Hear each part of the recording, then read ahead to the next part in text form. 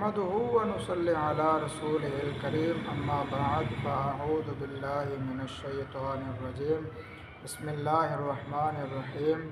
ناظرین و سامعین،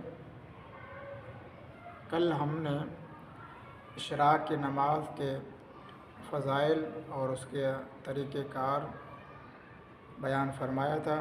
آج ہم انشاءاللہ تعالی چاشت کی نماز کیسے پڑھی جاتی ہے، چاشت کی کتنی رکعتیں ہیں، وہ آج ہم انشاءاللہ تعالی سیکھیں گے۔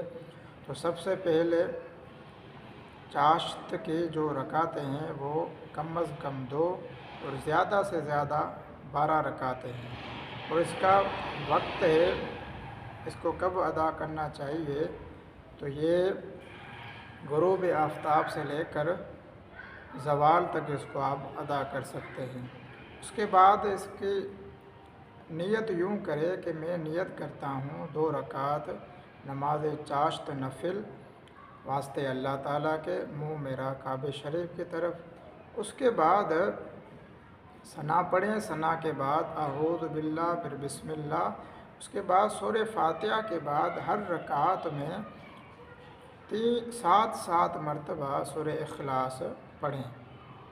تو یہ دوسری بات یہ ہے کہ دوسرا طریقہ کار اس کا یہ ہے کہ پھر سورہ فاتحہ کے بعد آیت الکرسی پڑھیں اور پھر 3 مرتبہ سورہ اخلاص پڑھیں۔ تو ان میں سے جو آپ کو طریقہ کار صحیح لگے وہ آپ کو ادا کریں اس کو۔ اس کے بعد دعا مانگیں۔ اب احادیث مبارکہ میں چاشت کی نماز کے کیا فضائل ہیں۔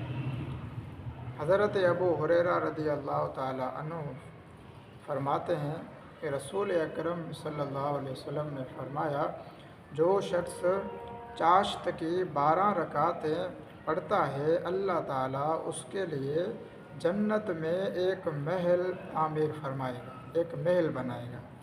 سبحان اللہ۔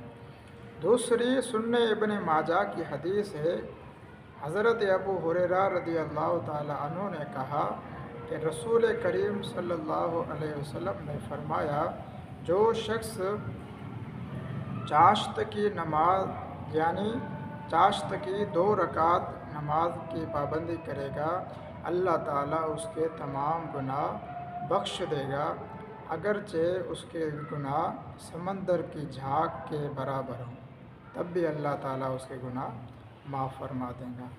اللہ تعالیٰ ہمیں عمل کرنے کی توفیق عطا فرمائے۔ وآخر دعوانا ان الحمد للہ رب العالمین۔